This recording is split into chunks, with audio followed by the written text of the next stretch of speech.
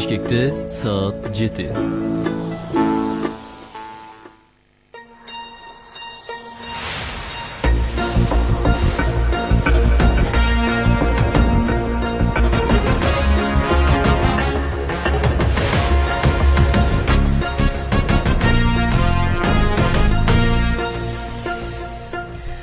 Саламатсыздарбы урматтуу радио угармандар, кутман таңыңыздар менен өлкөнүн башкы маалымат радиосу биринчиде таңкы бурулуш программасы башталды. Студияда Назира Молдокулова жана Урмат Жээнбеков.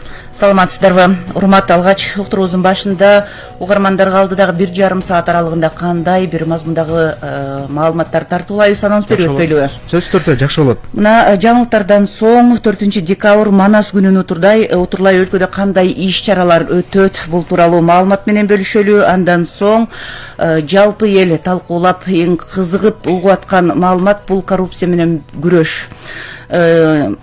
Ушул коррупция менен күрөш кандай уланып атат, Фин полициянын маалыматын угалы. Андан соң мына дагы коомчулукту дүрбөлөңгө салып элеттик ишкерлерди тынчсыздандырып аткан маселе бул сыртка малды, тирүү малды экспорттоого тыюу салуу маселеси болуп атат.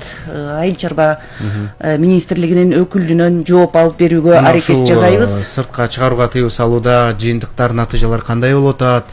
Элдин пикирин дагы биз угабыз. Сөзсүз түрдө биз менен чогуу болуп өз пикир сунуштарыңыздарды калтырыңыздар деп угармандарга биздин байланыш телефондорду дагы эске салып өтөлү. Уюлдук телефон аркылуу 0502 39 21 90, ушул эле номер, шаардык номер аркылуу 0312 39 21 90 телефондор аркылуу мына ушул эфир убагында телефон чалып өз пикирлериңиздерди эксперттерге мына ушул биз менен баарлашып адистерге дагы өзүңүздөрдүн сурооңуздарды берүүгө мүмкүнчүлүк бар. Андан сырткары бизде интернет сүйүүчүлөр үчүн, интернет менен тыгыз байланышта болгон угуучулар үчүн албетте Facebook аркылуу биз түз онлайн трансляция жасайбыз. Биринчи радионун баракчасына кириңиз, мына ушул жактан дагы сунуш пикирлерди калтырыңыздар. Азыр болсо жергиликтүү жана чет элдик жаңылыкты кесиптешим Бакыт Тапаевтан угалы. Бакыт, сөз өзүңдө. Рахмат, кутматаңыздар менен.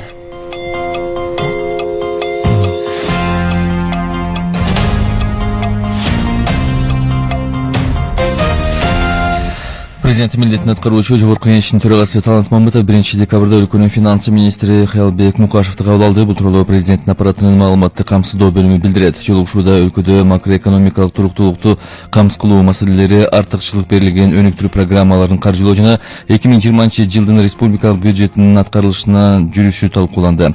Талант Мамытов бюджеттин корголгон беренелери жана социалдык төлөмдөр өз убагында толук көлөмдө берилип, пенсия, жөлөк пул жана бюджеттик кызматкерлерге эмгек акыларын төлөөдө кечигүүлөр болбошу керектигин баса белгиледи. Мындан сырткары Талант Мамытов коронавирус инфекциясы пандемиясына каршы күрөшүүнүн алкагында алынган тышкы жардамды пайдалануу боюнча коомчулукту ачык жана толук маалымат менен камсыз кылуу маселесине өзгөчө көңүл бурду.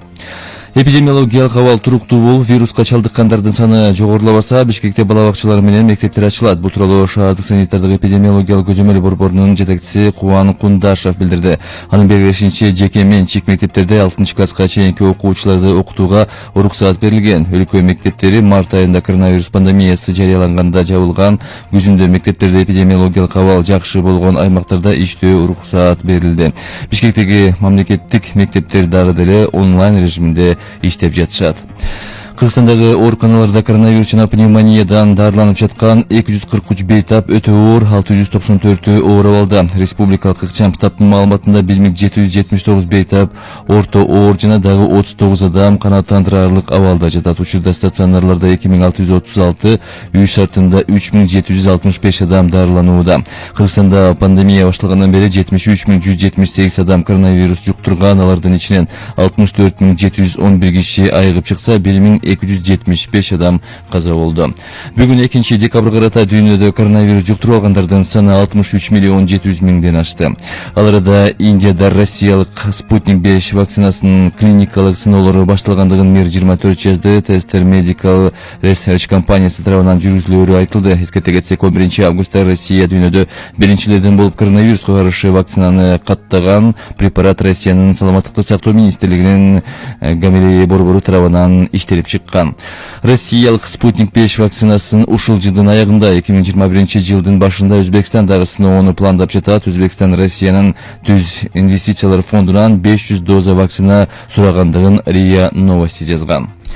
Немис окумуштуулары COVID-19 мээнин жетсезгич былжыр челиндеги нерв клеткаларынын жабыркаткандарын айтып чыгышты. Элимпоздор коронавирустан көз жумган 33 бейтаптын ткандарынын үлгүлөрүн алып изилдөө жүргүзүшкөн. Жыйынтыгында көздү, оозду жана мурунду мээ менен байланыштырган структураларда вирустун бар экени тастыкталган фактылары табылган. Бүгүн 2 декабрда Жогорку Кеңештин кезектеги жыйыны өтөт. Бул тууралуу парламенттин басма сөз кызматы билдирди. Маалыматка ылайык күн тартибинде 9 мыйзам долбоорун талкуулоо киргизилген.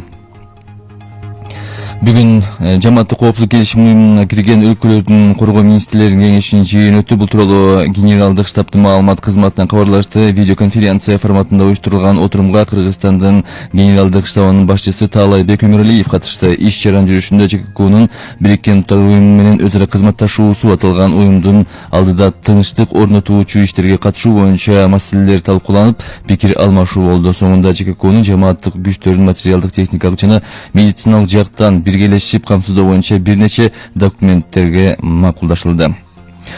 Россия кинофестивалында кыргызстандык режиссер жана оператор Чыңгыз Сулумбековдун Күн карама тасмасы калыс тартуунун көрүнүктүү дебют атайын сыйлыгына татыды. Белгилей кетсек, 28 ноябрда Екатеринбург шаарында 31-чи Россия ачык документалдык кинофестивалынын расмий жабылуу аземи өттү. Эми валюталар курсу менен таанышууларыңыздар: 1 Америка доллары 84 сом 79 тыйын, евро 101 сом 58 тыйын, 1 орус рублю 1 сом 11 тыйын, казак теңгеси 19 тыйынга бааланууда. Синоптиктердин бүгүнкү күнгөргө маалыматы менен тааныштыра кетсек, бүгүн Чүй областында абанын температурасы 0,2 градус жылуу болсо, Таласта 0,5 градус суук, Ош, Жалал Абад жана Баткен областарында 4,9 градус жылуу, Ысык Көл областында жана Нарында 0,5 градус жылуу болсо, Бишкекте абанын температурасы 0,2 градус жылуу болот.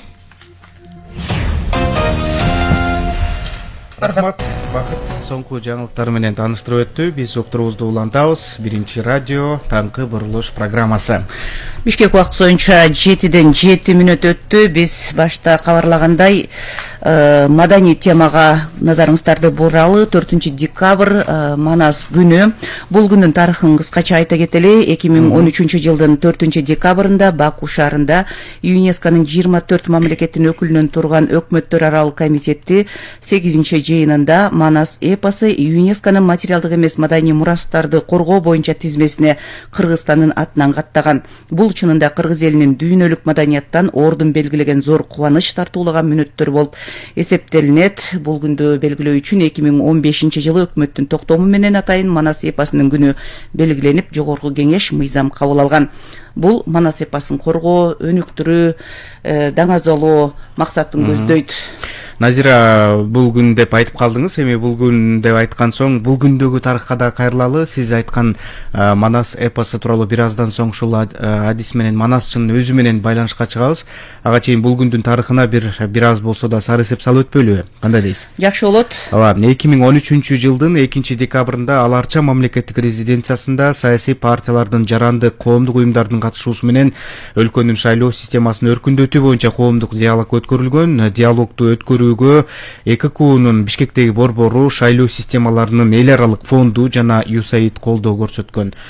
Спорт жаатында да бул күнү ийгиликтер болгон экен. Тарыхта жазылып калган 2013 жылы Валентина Шевченко тай бокс боюнча дүйнө чемпиону аталган. Аргентинанын Кордоба шаарында кыргызстандык спортчу биздин сыймыгыбыз болгон Валентина Шевченко атаандашы ушул аргентиналык Мария Руссону жеңип, тай бокстун WKL версиясы боюнча дүйнө чемпиону аталган. Шевченко бул жеңиши менен тай бокстун түрдүү версиялары боюнча 15-чи рет дүйнө чемпиону болгон. Мына ушул жыл эсиңизде болсо керек. 2013 жылы биз бул эл ичинде сары кыз деп айтып коебуз го. Сары кызыбыз менен сыймыктанып, бир жеңишибиз менен кубанып турган чагыбыз. Анан дагы ушул спорт жаатында кыргыздын желегин желбиретип, бир сыймыктуу мындай эрдик көрсөткөн спортчуларыбыз бар болсун, аман болсун дейли. Дүйнөдө дагы окуялардан айтып өтөлү. Бул күнү кандай окуялар эсте калган? 2 декабрь эл аралык кулчулукту жөө үчүн күрөшүү күнү. 1949 жылы бул күнү Бириккен Улуттар уюмунун башкы ассамблеясы адамдарды сатуу жана үчүнчү тараптын союкулукту эксплуатациялашына каршы күрөш боюнча конвенциясын кабыл алган. Ошол күндөн тартып бул күн эл аралык кулчулукту жоюу үчүн күрөшүү күнү деп белгиленип келет. Ушул эле күнү 1902 жылы Андижан шаарында күчтүү жер титирөө болгон. Күчү 8ден 9,5 балга чейин жеткен. 3 ирет жердин силкинүүсү 4,5 миң адамдын өмүрүн алган. Ал ошол жылдардагы шаардын 9% калкынын санын түзгөн. Ушул эле күнү 1859 жылы Россиянын Шемаха губерниясында дагы ушул зилзала болгон. Анын кесепетинен Шемаха шаары толугу менен урап, борбору Бакуга которулган. 92 жылдын бул күнү дүйнөдө биринчи жолу кадимки эле биз жазышып жүргөн СМС кат жөнөтүлгөн. Анда Рождество майрамыңыз кут болсун деп жазылган. Биз анда алдыга жылы берели бул күндүн тарыхындагы угуп алдык. Башта биз сөз кылып өткөнбүз. 4 декабрь ушу Манас күнү. Манас кыргыздын көлөмү жагынан гана эң чоң эпосу болбостон бүт жашоосун, саясатын, маданиятын, экономикасын чагылдырып турган негизги бир мындай эпос болуп саналат да. Манас эпосунун негизги өзгөчөлүгү дагы бир ушул күнгө чейин айтылып, өсүп, өнүгүп, ушул күндүн мындай заманды манасчылары дагы аны улантып келе жаткандыгында да. Манас күнүнө карата өлкөдө жерлерде ар кандай иш-чаралар жүрүп жатат. Мисалы 30 ноябрда Тышкы иштер министрлигинде Манас таануу сабак өткөн болчу. Ал эми 1 декабрда Иса Акунбаев атындагы Кыргыз мамлекеттик медициналык академиясында Манас эпосуна карата дагы иш-чара өткөн. Бул иш-чаранын ачылышында кийимин жаңырып аталган окуу жайдын мамлекеттик тил жана тарбия иштери боюнча проректору Кеңешбек Ырысов салтанаттын бардык катышуучуларын келе жаткан майрамы менен куттуктаган. Ошондой эле салтанаттуу иш-чарага манасчылар, окуу жайдын жамааты, студенттер катышып бир чоң салтанат болгон экен. Ошол эле иш-чарага белгилүү манасчы Кыргыз Республикасынын эмгек сиңирген артисти Рыспай Исаков да катышып, күпүлдөтүп Манас айтканына биздин кесиптешибиз Динакан Кайыпова күбө болуп келип, кечээ Кыргызстанда кең кесири маалымат берди программанын алкагында. Азыр биз манасчы Рыспай Исаков менен түз ободо маектешпейлиби? Эң жакшы, сонун болот. Анда биз менен байланышта манасчы Рыспай Исаков бар. Рыспай мырза, саламатсызбы? Кутман таңыңыз менен. Саламатсызбы, кутман таң. Мына Манастай эпосу бар кыргыз эли үчүн чындап келгенде күндө майрам десек болот да. Ушу жаңы тили чыккан балдар деле 2 саптан Манасты айтып жүргөнүн угабыз, тили келсе да келбесе дагы. Анан майрамдык маанайы мындан бир нече күн улам башталып атат. Бүгүн дагы ушу 4 декабрь Манас күнүнө карата белгиленген иш-чаралар барбы? Алдыдагы бир иш-чаралар болсо бөлүшүп өтсөңүз. Кудай буйруса бардык жерлерде Манас боюнча, манасчылык боюнча Манас күнүнө карата ар кандай иш-чаралар жүрүп отурат. Дагы да жүрө бермекчи, Манас күнүнөн кийин да боло бермекчи бул нерсе. Бул демилгени манасчылар көтөрүп, Маданият министрлиги колдоого алды. Анын үчүн учурдагы Маданият министри Нуржигит Кадырбековго дагы бир сыйра ыраазычылык билдирип өтөлү. Бул эми буга чейин да болуп келген, мындан кийин да боло бере турган көрүнүш деп ойлойбуз. Биз дайым ошол эл кызматында болгондон кийин ар кандай чакырууларга, окуу жайларга, жогорку окуу жайларына жана мамлекеттик мекемелерге жолугушууларды уюштуруп атабыз да. Силер айтып өткөн мекемелерден сырткары дагы көптөгөн мекемелерде кабыл алынган. Айта кетсек, монополияга каршы күрөшүү боюнча мекемеге кечээ эле барып келдик. Ошо ал жерде дагы ушундай жакшы иш-чара уюштурулган экен. Өз ара ички бөлүмдөр менен бөлүмдөрүнө жараша бөлүнүп алып туруп, анан ошого ылайык бири-бири менен жарышкан, атаандашкан Манас күнүнө карата бир иш-чараларды уюштурган экен. Бирөө эле Манас айтылышын кылса бир бөлүмү, экинчи бөлүмү Манас боюнча викториналарды уюштуруп, ар кандай суроолорду берип, суроого туура жооп бергендерге кызыктуу байгелерди уюштуруп, үчүнчүсү театр аркалап ушул Манас Семетей деген театрлардан, драмалардан үзүндүлөрдү коюп, кыскасы аң сезимге Манас жолуңуз орнотуу үчүн аябай жакшы аракеттерди кылды.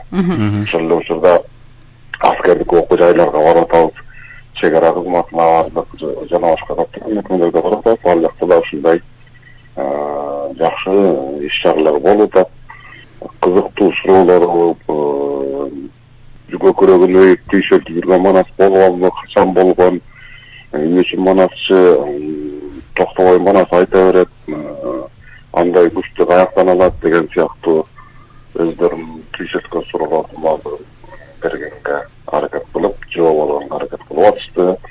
Өзгөчө кечеги Дөөлөт Сыдыковдун 14:27 Манас айтылышы ушундай болушу мүмкүнбү? Кандайча болуп кетти деген таңдаууну жаратып, элдин бүйүрүн кысып турган учур экен. Мына ошондой нерселерге күбө болуп келатабыз. Мына ушул Дөөлөт Сыдыковдун ошол 14 сааттан ашык убакыт айткан манасында бир Дөөлөт Сыдыковдун абалы тууралуу дагы кечээки иш-чарада дагы айтылган экен да. Анда ошол абалы кандай экен? Изилдөөлөрдө мындай медициналык жактан изилдөө болгон турбайбы ошол учурда? Медициналык жактан алдын ала канын алып, шилекейин алып, Манас айтууга чейин, андан кийин алгандан кийин, Манас айтып бүткөндөн кийин дагы кайрадан алып ошондой текшерүүлөр кылган экен.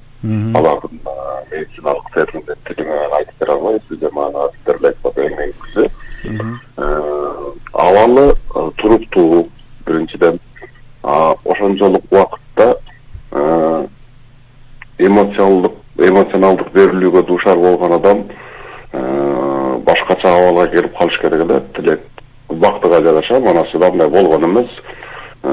Канда, кан курамындагы ар кандай өзгөрүүлөргө карабастан ден соолугу чың абалда калган. Лактаттар көбөйүп кеткен дейт, сушуга окшогон нерселердин эме алган, ал эми медициналык илимдин алкагынан алып караганда мындай болушу мүмкүн эмес эле, бирок ушундай кызыктай жагдай болду. Демек, бул күч бар дегенди түшүндүрөт турбайбы? Ооба. Рыспай мырза, мына Манас эпосу ЮНЕСКОга кабыл алынгандан кийин 2015-жылы мына ушул күндө белгиленип, атайын Манас программасы иштелип чыкты эле. Мына ушул программанын аткарылышын биз көп укпай жүрөбүз же биз жаңылышып атабызбы? Манас программасы ЮНЕСКОга чейин эле иштелип чыккан. Ал 2011-жылы иштелип чыккан. Манас мыйзамы иштелип чыккан. Манас боюнча мамлекеттик деңгээлде жакшы иш-чаралар болуп атат десек жаңылышпайбыз. Манас академиясы жакында эле түзүлдү мынакей. Манас мыйзамы кайрадан оңдотуу, түзөтүүлөргө аракет кылып атат. Ал жерде мыйзам чийик болуп калган деген тыянакка келишкен адистер. Себеби Манасты колдоого алыш керек, Манастарды коргоого алыш керек деген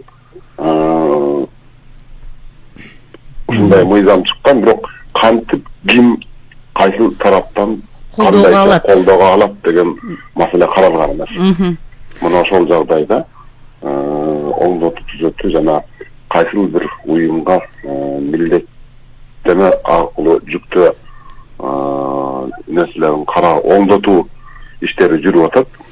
Анан бул мыйзам чыккандан бери үзгүлтүксүз иштеп аткан мекеме катары Кыргыз патент уюмун айта кетсек жаңылышпайбыз. Алар жыл сайын бир Манасчынын вариантын жаздырып, аудио видео кылып, аны чыгартып, Манасчынын эмгек акысын төлөп берип, ушундай нерселерди жасап жүрөт.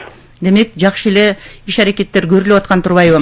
Курай жүрсө, дагы алдыда ушундай нерселер бар. Маселен, бүгүн ошол Манас жана Чоң Зайконов академиясында жаш Манастардын сынагы өтөт деген ошол жакта алабыз. Ушул жерден сөз ыңгайы келип турганда сурай кетели, мына сиз ушу мыйзамыда кабыл алынып, программасы бекип, анан Манасчыларды колдоого алуу боюнча маселе мындай анын ким тарабынан ишке ашары көз жазымда калганын айттыңыз. Бирок биз билгенден ушу Манасчыларга үй берилет экен, автомобиль берилет экен деген маалыматтарды абдан сүйүнүп, биз дагы кабарлап жаңылыктарда тараттык элек. Мына ошол мындай айтылган убадалар ишке аштыбы? Бул эми мамлекет тарабынан берилген убадалар эмес, бул жеке адамдар тарабынан берилген убадалар. Эл өзүндө, эл арасында Манаска болгон мамиле бүгүн да сунуп калып элек десек жаңылышпайбыз. Анын далили ушул нерсе. Болбосо мага эмне кылды эле, андан көрө мен өзүмдүн атамдын тоюн өткөрбөйүнбү чоң атамдын маанилесин белгилебейинби дегендер толтурат. Мага карабай ошол атамдын атасы чоң атамдын чоң атасы ушул Манас эмеспи деп ойлонуп ушул биздин бүгүнкү ушул жаркыраган заманга жеткирген Манас табыз эмеспи деп ойлонгон эр азаматтар жок эмес экен. Ошондой эле ушул манасчылар болбосо Манас бизге кантип жетмек эле деп манасчыларга кылган камкордугун көргөзүп аткан инсандар жок эмес. Кудайга шүгүр учур эмес ар кандай жагдайда. Жеке материалдык жагдайда эмес, моралдык жагдайда дагы Манас боюнча көптөгөн иштерler уюштурулуп атат. Айгине изилдөө борбору Манас эмете сейтек бөлүмдөрүн азыркы учурдагы манасчылардын оозунан жаздырып алып, аудио видео кылып алып чыгарды. Шайбек Абдрахман уулу элтердештип турган Манас күнүн уюштуруп көптөгөн иш-чараларды жасап турчу, аны билебиз. Бакыт Романов деген жигит Манас жаштар борборунда иштеп турган учурда ал көптөгөн иш-чараларды уюштуруп, Манас таанууга демөөрчүлүк кылып жүрдү. Манас таануу быйыл 9-жылы уюштурулуп атат. Кумду Заманованын демилгеси менен. Муну жакшы билебиз. Ошол эле Бакыт Романов 7 манасчыга унаа белек кылган. Алар берилген, тапшырылган. Андан кийин белгилүү себептер менен баягы үй убада берилген болчу, белгилүү себептер менен ойлогон ойду кыстаган турмуш женек деген. Бирок эми алдыда ошо турак жайда эле берилип калат деген ишеним барбы? Же такыр бул маселе жоюлуп? Мен ошо четинен айтып келатам да. Кимдер убада берген, кандай болду деген нерседе четинен бул убадаларды айтып келатам. Ушундай болуп ишке ашкан. Унаалар берилген. Ал эми ал учурда үй жай маселеси ошо шартка байланыштуу токтоп калган, бирок ал жигит дагы бул ооздон айтылып калган сөз бул белгилүү бир мезгилде аткарыла турган нерсе деп жүрөт. Экинчи маселе Самат Ибраев тарабынан убада берилген үйлөр ал четинен аткарылып келатат. Мен ошол учурдагы жогорку кеңештин депутаты, жогорку кеңештин аппаратынын мурдагы жетекчиси Саякбай Манас эл аралык фондунун негиздөөчүсү президенти ошол Саматбек Ибраев тарабынан берилген үйдө жашап атам азыр. Мындан сырткары ушундай демилгелерди көтөргөн инсандар жок эмес, дагы да бар, Кудай буйрса деп тилейли. Маселен Алеспек Алынкулов, Кыргыз эл батыры Алеспек Алынкулов тарабынан эч кимге айтпай дебей мактанбай туруп эле, маселен Таластагы Манас ордонун манасчысы Камил Мамадалиевке үйүн баштан аяк салып берип, ичи тышына чейин жасала каласына ачкычына чейин деп коет го. Ачкычына чейин эмес, ички керектүү буюмдарынан бери алып берип жашатып койду. Ага ыраазычылык билдиребиз. Ушундай убадаларды берип жасап аткандар дагы жок эмес. Улан Исмаилов деген манасчыбызга да ушундай үй береке берилген. Замирбек Баялиев деген манасчыбызга дагы үй берүү пландалып жаткан экен. Кече жакында эле ушул Манас 4-декабрда ЮНЕСКОдан катталууга себепкер болгон Карганбек Самаков деген агабыз бул боюнча маалымат берди. Кудай буйрса ал дагы жүзөгө ашып калат деген үмүттөбүз. Мына ушундай коомчулук тарабынан колдоо көрсөтүлүп, баягындай материалдык, моралдык жактан бир колдоолор болуп аткан чакта манасчыларга дагы мындан ары күчөп манасты айтуу, ошону андан ары өнүктүрүү вазипасы дагы жүктөлүп атат да эки эселеп. Албетте, биринчиден сыйлыктанат, менин эмгегимди баалап аткан турбайбы, эл баалайт турбайбы деген сыймык пайда болот. Экинчиден мен эми ушунча мага ишеним артып ушунча сыйлап аткандан кийин мен ошого татыктуу эмгек кылышым керек деп дагы да курчуп, дагы да айтылбай калган жерлерин айтып толуктаганга аракет кылат манасчы. Жакшы, демек Манасты гана эмес, манасчыларды да колдогондор, патриоттор бар болсун дейли. Рыспай мырза, ушул буга чейин ушул бир канча жыл мурда ушул айрым жаштар Манас ким экенин билбегендер дагы бар болчу. Азыр ушул жаштардын Манаска болгон мамилеси кандай болуп атат? Ошол тууралуу да айтсаңыз. Кудайга шүгүр десек жаңылышпайбыз, эми жаштарды эч кандай күнөөлөгөнгө негиз жок. Себеби Манас жөнүндө кабар алып, билип, угуп калган жаштарыбыз абдан жигердүү катышып, жаш жеткинчектердин арасынан Манас айтабыз дегендер, Манаска болгон берилүүсүн токтотпогондор алига болсо көп.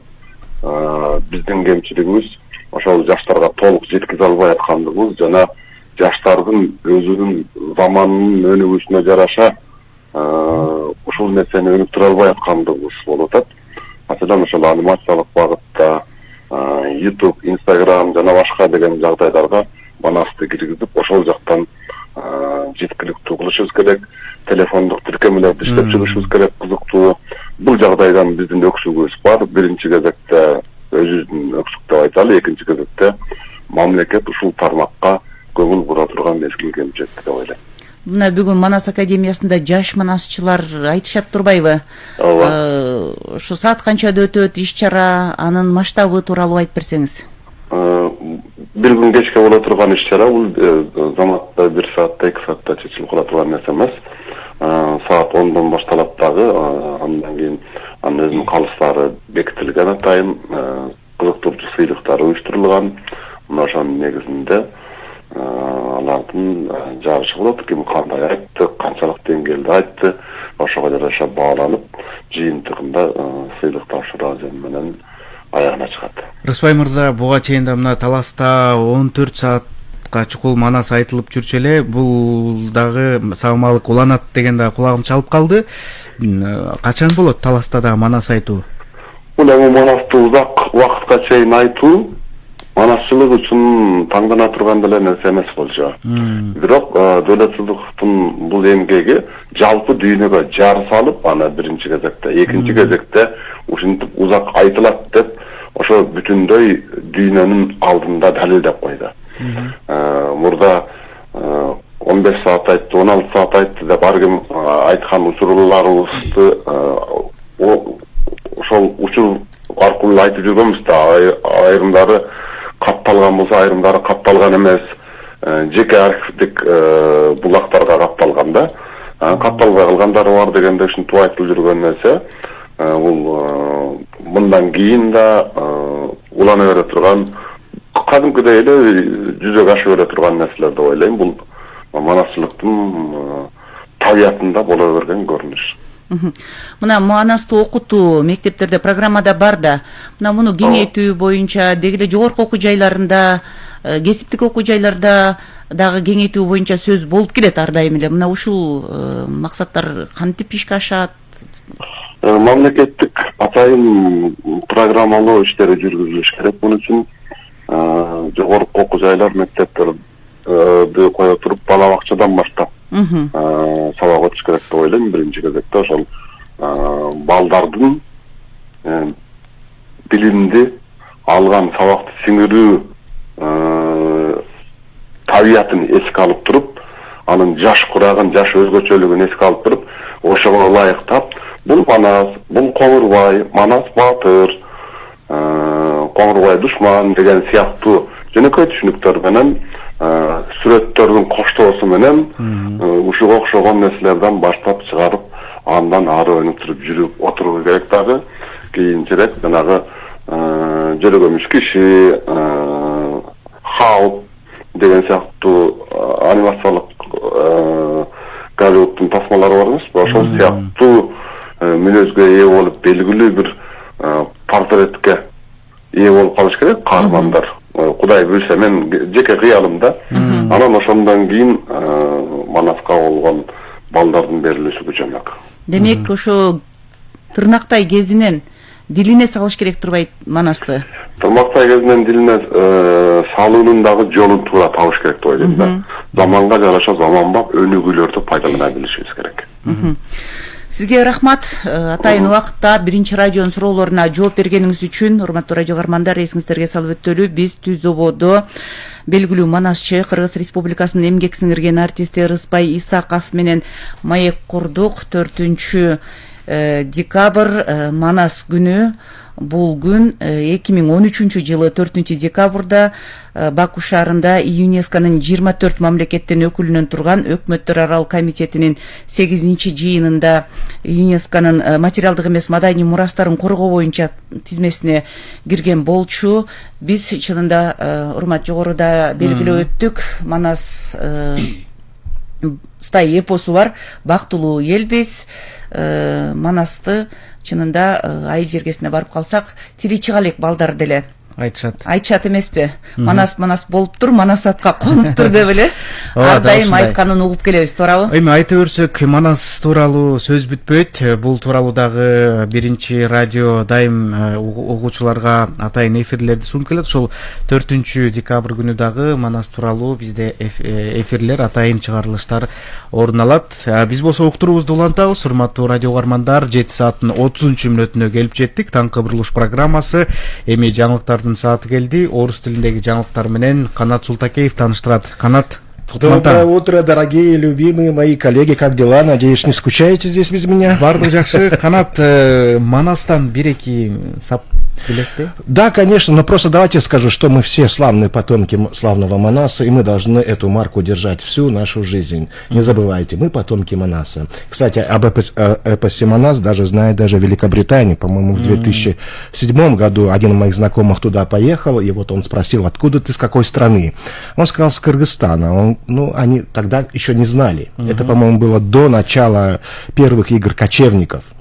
После того, как прошли первые игры кочевников, даже вот на одном из известном арабском канале, я забыл, как он называется, вот мой знакомый сказал, после этого начали на телевидении пускать ролики, такие маленькие ролики о Кыргызстане, о играх кочевников. И после этого вот нашу страну, нашу республику начали узнавать буквально во всех точках нашего земного шарика. Ну и естественно, после того, как он сказал, что с Кыргызстана, он говорит, да, игры кочевники, мы даже знаем о вашем эпосе Манас, который, кстати, как вы, наверное, уже все знаете, он включен в книгу рекордов Гиннесса. И это очень-очень, знаешь, радует меня, Урмат, и продвигает на то, чтобы я дальше был таким же славным потомком. Демек, дүйнөлүк көчмөндөр оюндары Манастын бардыгы бүткүл дүйнөгө жайылтылган. Да. Жакшы болот, анда жаңылыктар. Спасибо, Урмат. Время в Бишкеке 7 часов 32 минуты. В эфире новости часа.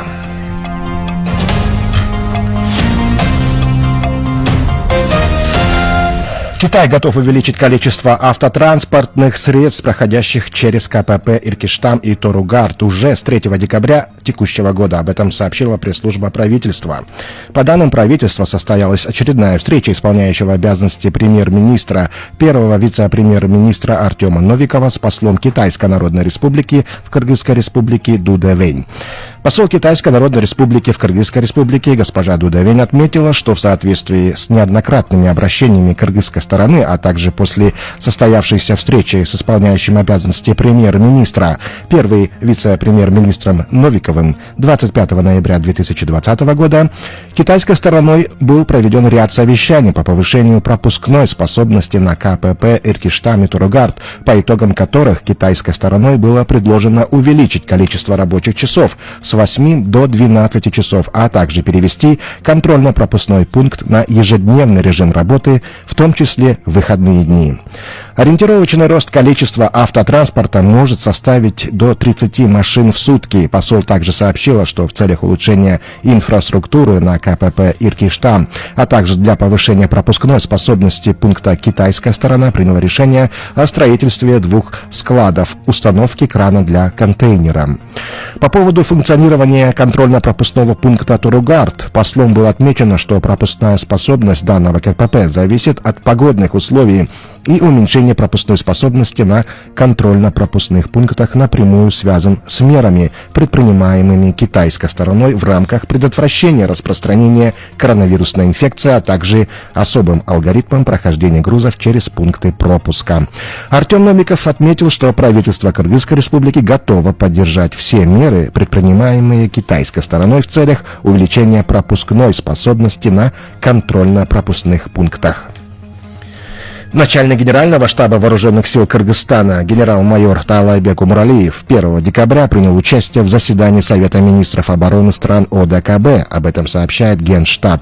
Заседание прошло под председательством министра обороны России, генерала армии Сергея Шойгу, в режиме видеоконференц-связи. В ходе мероприятия состоялось обсуждение и обмен мнениями по вопросам развития взаимодействия ОДКБ с Организацией Объединенных Наций, участие ОДКБ в миротворческой деятельности под эгидой ООН, вызовам и угрозам военной безопасности в регионах, коллективной безопасности и другое. По итогам заседания был согласован пакет документов по вопросам совместного материально-технического и медицинского обеспечения коллективных сил ОДКБ, исследования проблем развития и применения авиационной составляющей, план развития военного сотрудничества государств-членов, меры по совершенствованию системы подготовки кадров для органов государственной власти ОДКБ и другое. Отметим, что в следующем году председательство в организации перейдет к Таджикистану.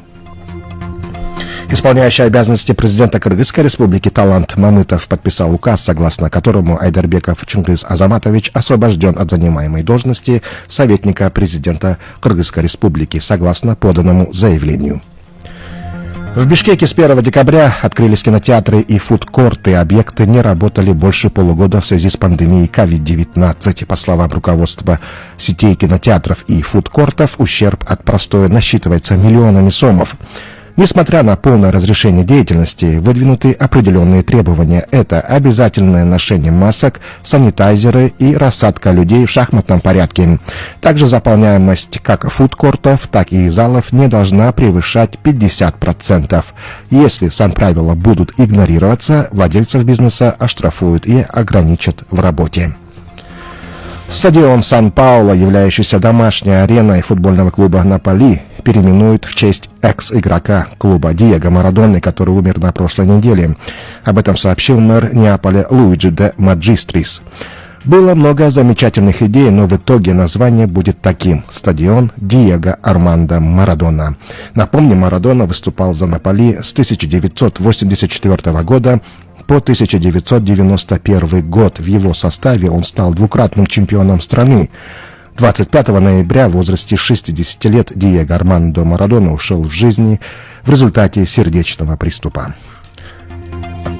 На 7 часов утра по бишкекскому времени сегодня, 2 декабря, в мире случаев заболевания COVID-19 зарегистрировано 64 миллиона 175 тысяч 791, летальных исходов 1 миллион 485 тысяч 740, выздоровели 44 миллиона 427 тысяч 978 человек.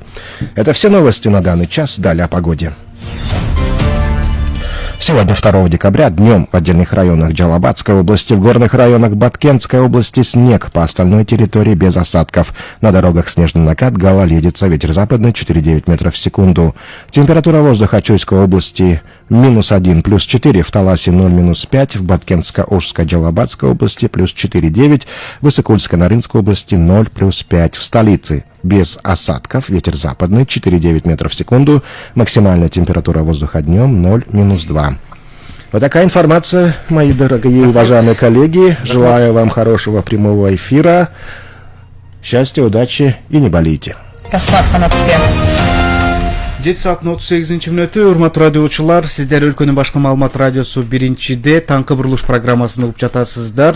Биз менен бирге болуңуздар дейли. Анткени бизге бөлүнгөн дагы 50 мүнөт убакыт бар. Бул убакыт аралыгында өлкөдө болуп жаткан маанилүү жаңылыктар менен бөлүшөбүз. Адистер дагы өз пикирлерин менен бөлүшөт. Түз байланышка чыгууга мүмкүнчүлүгүңүз бар. Суроолорду, сунуш пикирлерди калтыра аласыздар. Байланыш номерлерди эске салып өтпөйлү, Назира. Ооба, 0552 39 2190, анан тышкары Бишкек коду менен 0312 39 2190 телефондар аркылуу байланышка чыгып, биздин уктуруубузга кошулуп, маек берген адистерге дагы сурооңуздарды узатсаңыздар болот. Назира, алгач азыр элдин көңүл борборунда болуп аткан валюталар курсун эске салып өтпөйлү, анан кийинки бөлүктүн темасына өтсөк кандай дейсиз? Эң жакшы. Ооба, азыр валюталар курсу менен тааныштыралы. Улуттук банктын бүгүн 2 декабрга берген маалымат маалыматына караганда кечекиге салыштырмалуу бирдей баада кармалып турат. Доллардын курсу 84 сом 79, кечөөдө ушундай баада болчу. Ушундай эле баа еврода да байкалып атат. 101 сом 58 тыйын, рубльдин баасы 1 сом 11 тыйын болсо, теңге 19 тыйынга бааланып жатат.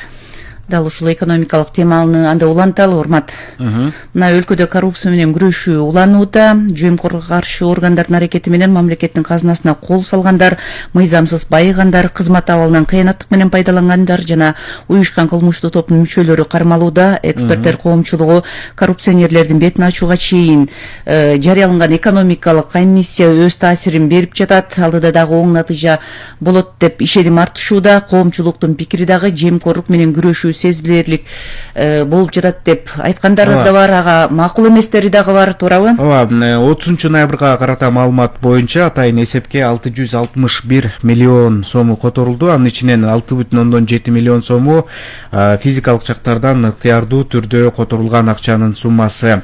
Акыркы убактарда экономикалык кылмыштуулукка каршы күрөшүү боюнча мамлекеттик кызматы бир топ резонанстуу фактылардын бетин ачканына көп болуп жатабыз. Биз азыр коррупция, көмүскө экономика менен күрөш кандай жүрүп жатканы тууралуу маалыматтарды алдыда албайлы, кандай дейсиз?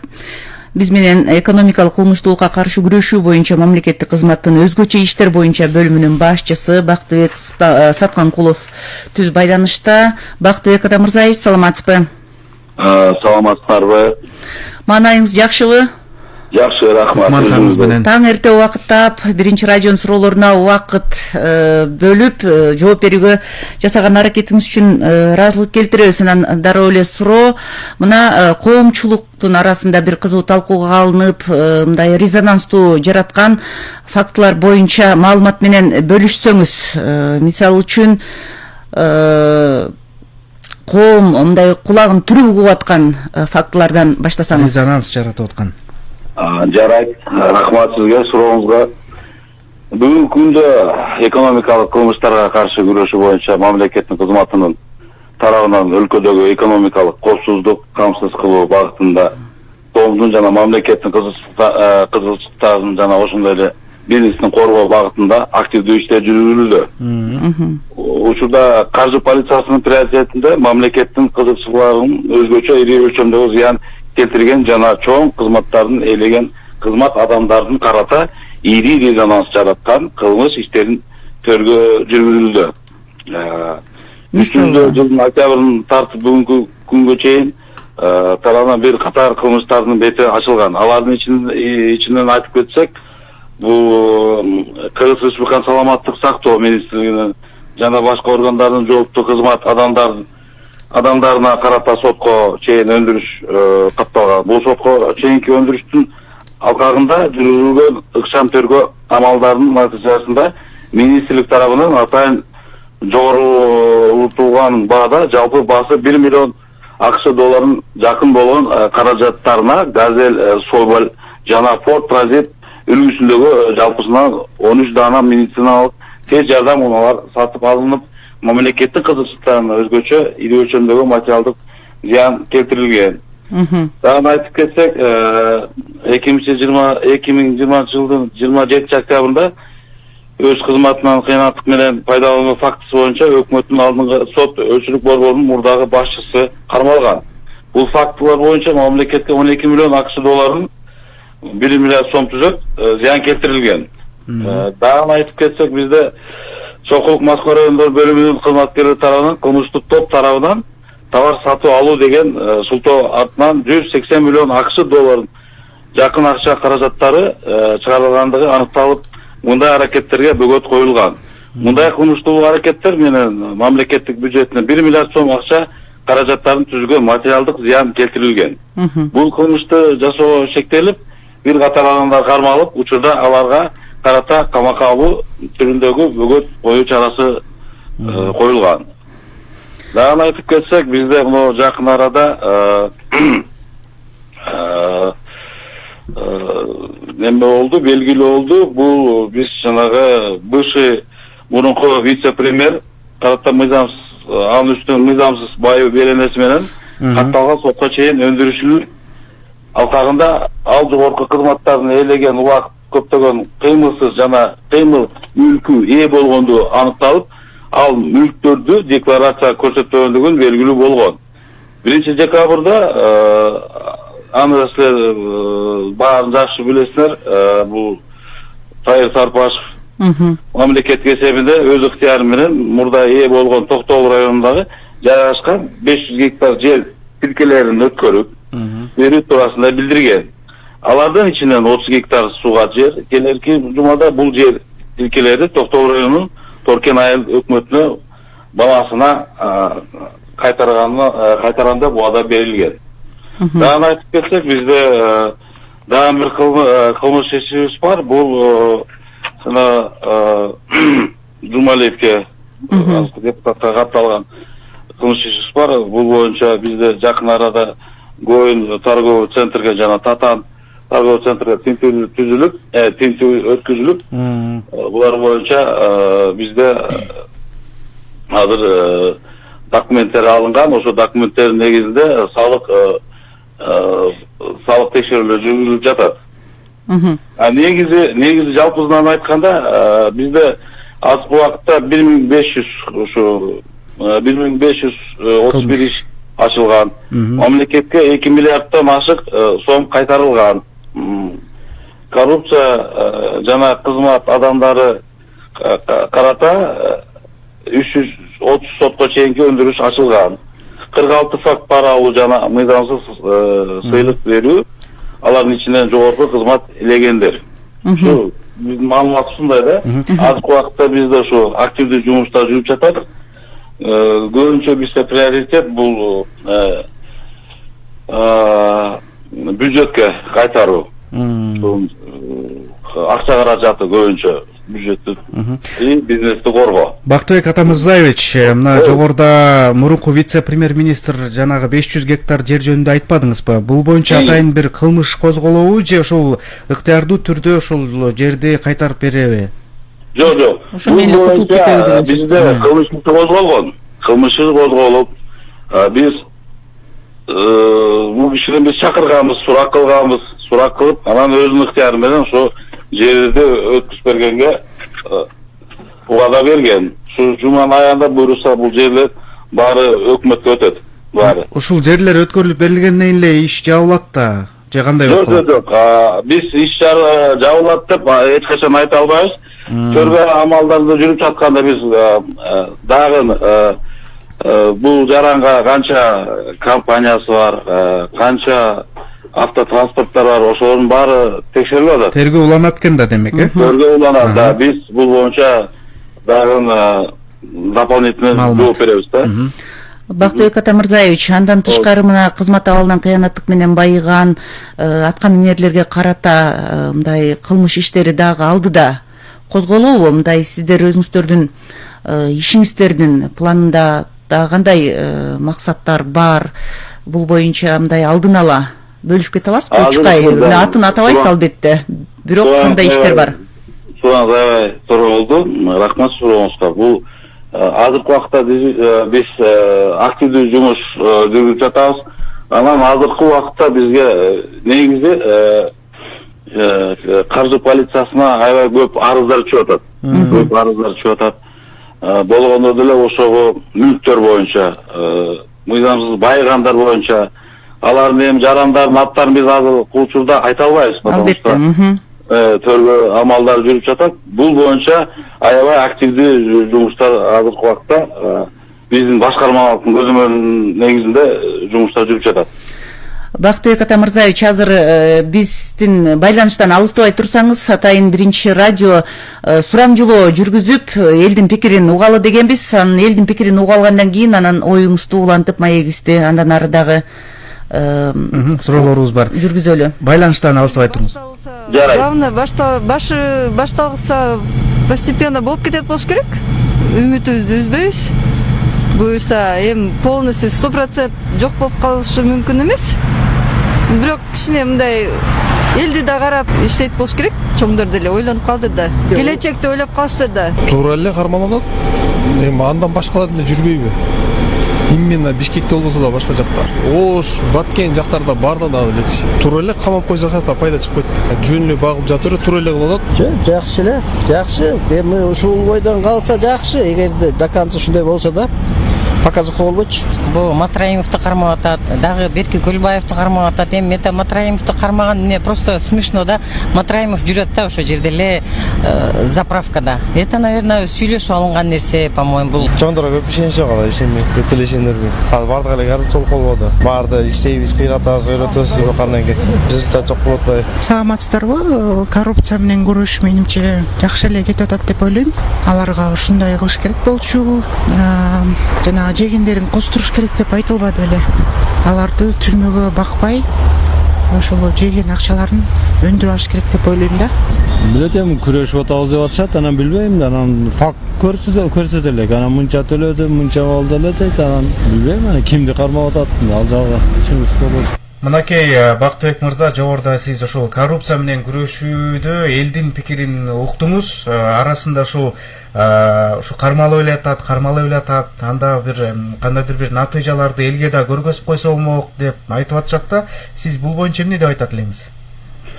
Биз бул элдин сөзүндө эле баягы биз макулбуз, туура эле айтып атат, бирок каржы полициясы азыр дайыма ачыкка чыгып атат, эмне жумуш кылып атканын өзүнөр көрүп атасыңар. Биз ачык эле информация берип, маалыматтарды берип атабыз.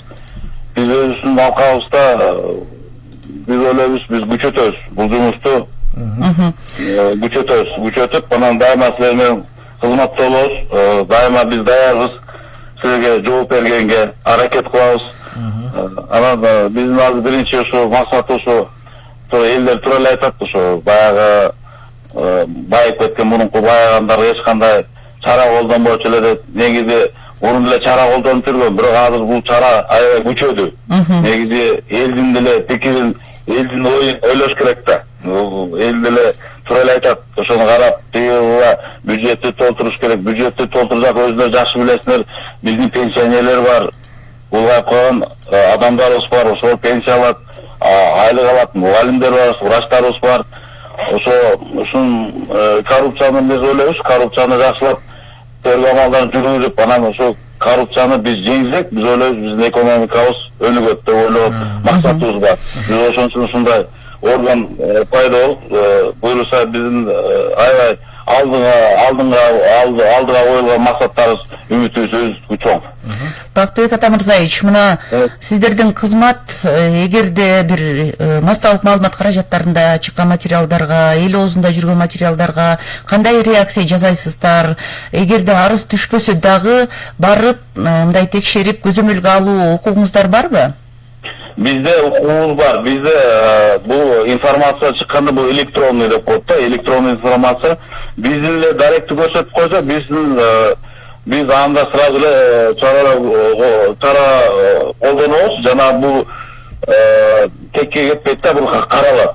Анан негизи текшерүүгө азыркы убакта жаңы закондор чыккан, бул жанагы кылмыштардын жана жоруктардын биздиктүү реестрине каттагандан кийин анан биз текшергенге укугубуз бар. Мына буну кылмыш иши деп койчу, кылмыш иши козгоо деп койчу. Азыркы убакта кылмыштардын жана жоруктардын биздиктүү реестри деп коет. Ошо катталгандан биздин текшергенге уже уруксатыбыз бар.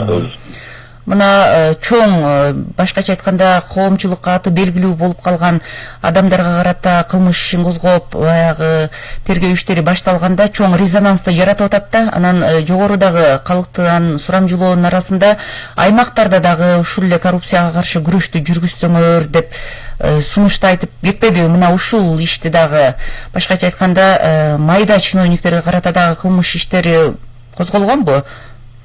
Туура айтасыз. Ооба, бизде андай фактылар катталган, андай азыр текшерүүлөр жүрүп атат. Бул областтарда, район аймактарда андай жумуштар, кылмыш иштери бар. Кылмыш иштери боюнча азыр тергөө амалдары жүрүп жатат. Андай фактылар бар бизде. Ошондой фактыларды бир аныктап, эл менен тыгыз байланышта болуш үчүн кандайдыр бир байланыш жолдору түзүлгөнбү сиздерде? Мисалы, улуттук коопсуздук кызматы атайын ошондой WhatsApp номерди ишке берди. Сиздерде кандай Фин полицияда? Бизде деле ошондой эле бизде деле общественный приемныйыбыз бар, сайттарыбыз бар. Бизге любой учурунда кайрылганга дайыма шарты, элдин шарты бар. Биз баарын ошону телефондорубуз бар, даректерибиз бар. Телефон даректерибиз бар, кайрылса болот. Но Кыргызстанда кылмыштуу жол менен табылган акчаларды адалдаштырып кетүү боюнча дагы баягы сын пикирлер болуп келген. Буга чейин фатванын кара тизмесине кирип андан кийин бир нече убакыттан кийин зорго чыкпадыкпы? Мына ушул ишти кандай кылып бир көзөмөлгө аласыздар? Ушунун кооптуулугу канчалык? Бузда бизде айтып кеттик, мына учурунда айтып кеттик азыр.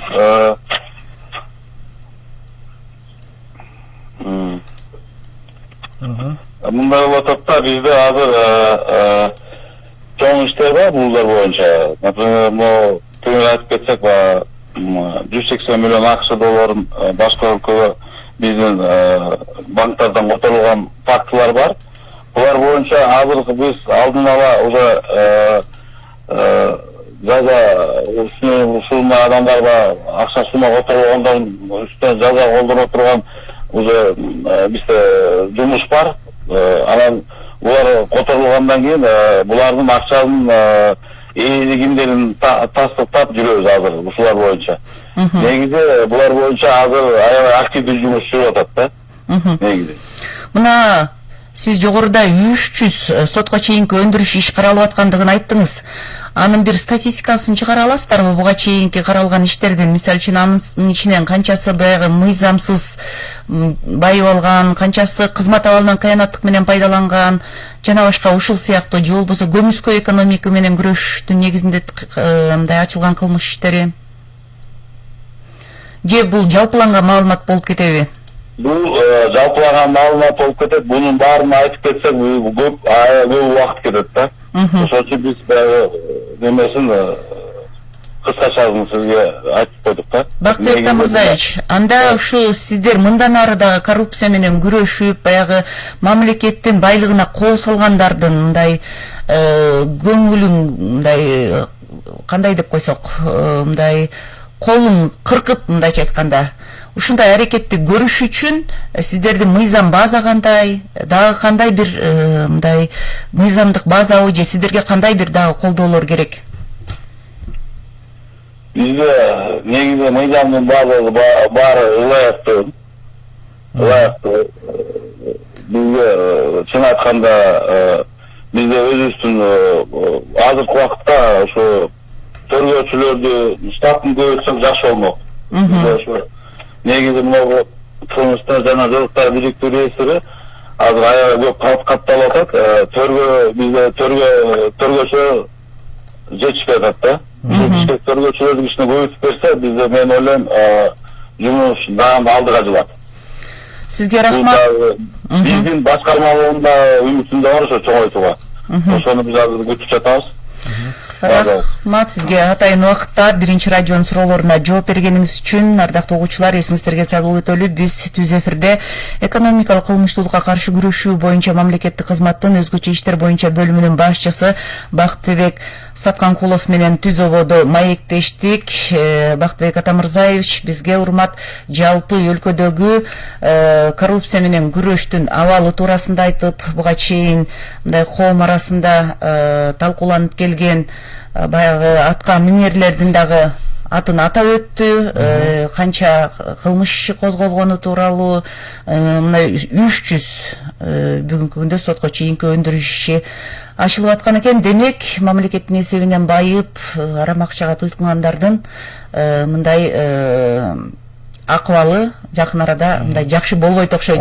Демек, жанагы экономикалык комиссия жарыяланбадыбы? Мына ошого өз ыктыяры менен берип, барып акчаны төгүп, кутулганы оң деп сунуш киргизели, балким алар деле ошондой ойго келип атышкандар. Бул боюнча дагы мындан 1-2 күн мурда атайын репортаж жасалган. Коррупция менен күрөш өлкөдө кандай жүрүүдө деген темада. Анан эксперттер дагы айтышты бизге. Ушул экономикалык мунапыс жарыяланганда ушул 30 күндүк убакыт берилбеди беле ошо элдин ырыскысына кол салып, мамлекеттин казынасына кол салгандар, мыйзамсыз байыгандар, мына ушулар өз ыктыяры менен ошол жегенин бюджетке төгүп бериш керек деген убакыт берилген. Ал убакыттан өткөндөргө сөзсүз кылмыш козголуп, анан бети ачылат. Ошого чейинки убакыт берилген. Анан эксперттер дагы айтып атат, бул экономикалык мунапыстын дагы жакшы натыйжаларын алдыда көрө алабыз. Буга чейин эскертүү берилген, эми ошолордун бардыгынын бети ачылат дагы, жыйынтыктары оң натыйжа берет деп айтышкан. Ардактуу угуучулар, сиздер Биринчи радионун таңкы бурулушун угуп жатасыздар. Бишкек убакыты боюнча мына 8ге аз гана убакыт калды. Студияда кесиптешим Урмат Жээнбеков жана Назира Молдокулова. Биздин студияга дагы бир кесиптешибиз келип кошулду. Бакыт Тапаев. Дагы бир жолу кутман таң. Кутман таңыңыздар менен. Биз менен бирге болуңуздар, урматтуу радио угуучулар. Биздин дагы жарым сааттык убактыбыз бар. Программанын 3-чү бөлүгүндө дагы бир маанилүү темада сүйлөшөбүз. Анда жаңылыктар.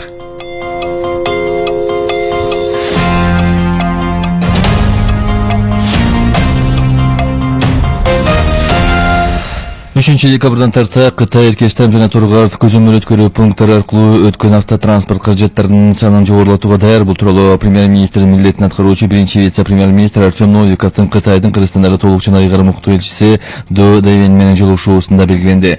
Элчи белгиленде Кытай тарап жумушчу убакытты 8ден 12 саатка чейин жогорулатуу, ошондой эле көзөмөл өткөрүү пункттун күн сайын дем алыш күндөрү да иштөө режимине өткөрүү сунушталган. Автотранспорттун санынын болжолдуу көбөйүшү суткасына 30 машинаны түзүшү ыктымал. Өз кезегинде премьер-министрдин милдетин аткаруучу биринчи вице-премьер-министр Артем Новиков Кыргыз өкмөтү Кытай тараптын көзөмөл өткөрүү пункттарынын өткөрүү жөндөмдүүлүгүн жогорулатуу максатында кабыл алынып жаткан бардык чараларды колдоого алууга даяр экендигин белгиледи. Новиков мамлекеттик бажы кызматына, Кыргыз Республикасынын улуттук коопсуздук мамлекеттик комитетинин чек ара кызматына көзөмөл өткөрүү пункттарынын ишин Кытай тарап менен биргелешип иштөө режимине өткөрүү тапшырмасын берди. Социалдык маанидеги азык-түлүктүн калкка жеткиликтүүлүгүн минималдуу баада камсыз кылуу зарыл. Бул тууралуу премьер-министрдин милдетин аткаруучу биринчи вице-премьер-министр Артем Новиков Бишкек шаарынын мэри Балбак Тулебаев менен жолугушуу учурунда билдирди. Новиков Борбор шаардын ар бир районунда айыл чарба жарманкесин уюштурууну тапшырды. Наша с вами сейчас ключевая задача. Азыр биздин алдыбызда негизги милдет калктын продукцияга минималдуу баада жеткиликтүүлүгүн камсыз кылуу жана ички рыноктарда керектүү инфляциясын турукташтыруу. Бул үчүн дыйкандарды, даяр продукция өндүрүүчүлөрдү жана ири импортерлорду тартуу менен бир жуманын ичинде Борбордун ар бир районунда айыл чарба жарманкесин уюштуруу маселесин чечүүнү тапшырам. Өз кезегинде дыйкандар жана ишкерлер товарлардын жарманкелерде дүң баада үстөксүз сатууга даяр. Реализация своих продуктов. Премьер-министрдин милдетин аткаруучу Бишкек шаарында экономикалык ишмердүүлүктүн айрым түрлөрүнүн жандануусуна байланыштуу санитардык эпидемиологиялык ченемдердин сакталышын көзөмөлдөө зарылдыгын дагы бир жолу белгиледи.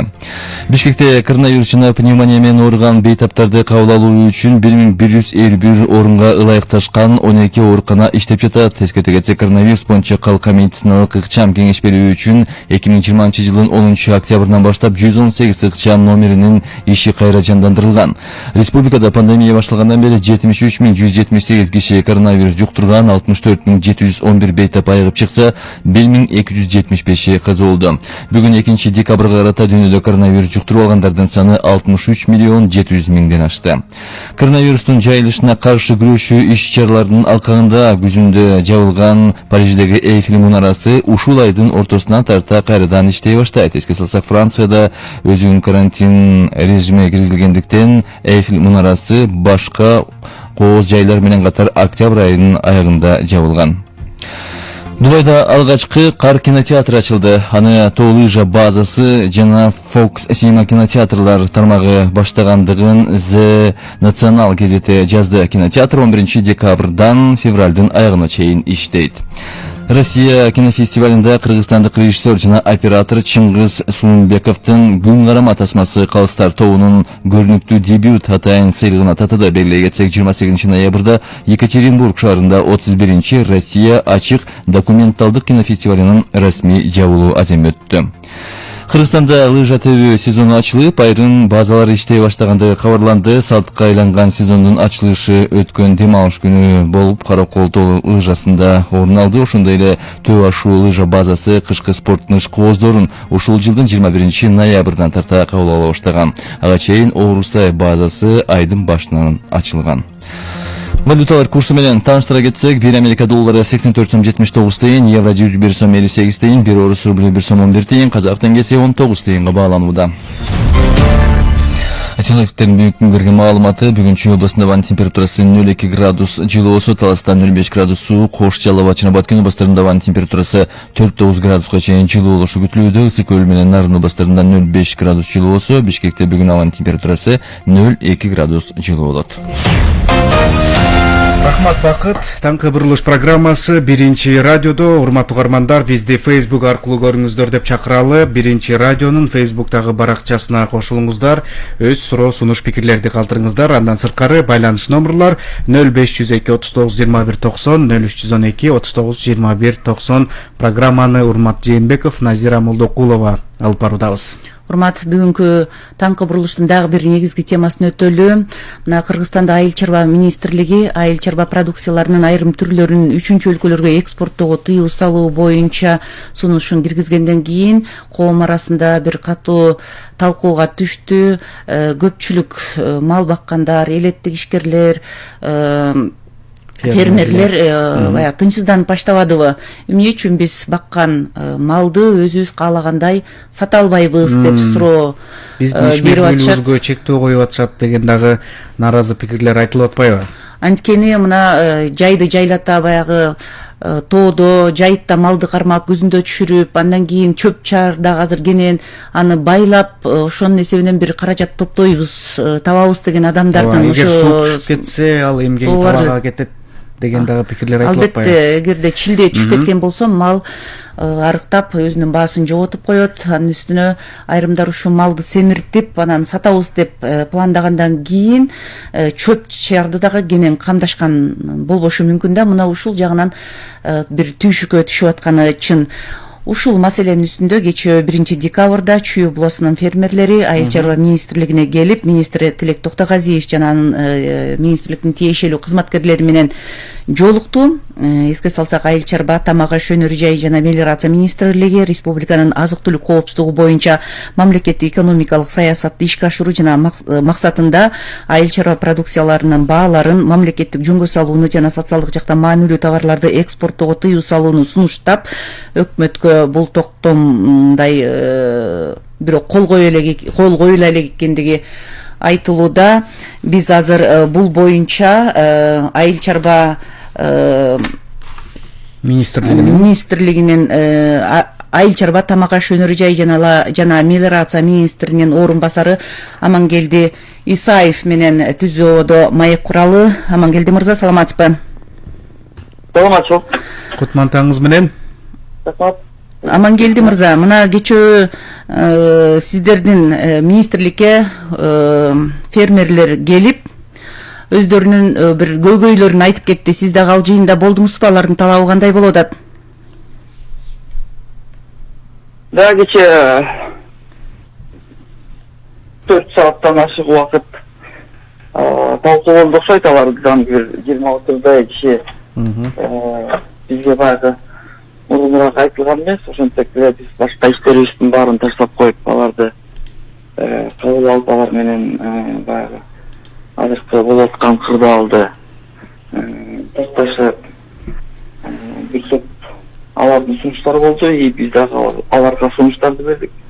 Алардын көбү ошол биринчиден жанагы запретке кичине нааразы болуп атышат. Алар эмне үчүн запрет койдуңуздар, биз малыбызды чыгара албай калдык, анын убактысы эмне үчүн алтай, эмне үчүн кыскартпайсыңар, болбосо эмне үчүн бизге мындай эртерээк айтып, кичине камданып алып анан жасасак болмок да, ушундай. Бул жерден эми көбүнчөсү баягы ошол 20-30 кишинин жарымы баягы чисто ошол фермерлер районунун ылдый жарындагы баягы малды боордок семиртип ушу Бишкекке эт кылып саткан биздин дыйкан фермерлер экен. Жарымы болсо баягы Россия Федерациясынан малды алып келип, анан ушу реэкспорт кылган биздин жарандарыбыз экен да. Ошолор менен сөз алып барышты. Амангелди мырза, айтсаңыз, негизи эле ушу булдан тышкары деле Facebook баракчаларында дагы малдын баасынын түшүп кеткендиги жазылып жүрөт да. Сиздер чындап эле эмне үчүн андай бир эскертүүлөргө барбастан ушундай чечимди кабыл алдыңыздар? Так, эскертүүлөргө барбастан деген суроого мен кошула албайм. Мен үчүн дегенде бул токтом чыгаардын астында баягы общественное обсуждение деп коет, 1 ай. Үкмөттүн сайтында изилип турат. Биз аны карадык. Бир дагы мындай колдогон же болбосо ушул токтомдун долбооруна мындай каршы чыгып турган пикир болгон эмес. Бирок эми ошо элеттик дыйкандар болсо өкмөттүн сайтына кирип, ал жердеги бөлүмдөрдү карап барып, анан долбоордун бар экенин карашпайт да. Мисалы үчүн Айыл чарба министрлиги эмне үчүн атайын бир түшүндүрүү иштерин алдын ала жүргүзгөн жоксуздар?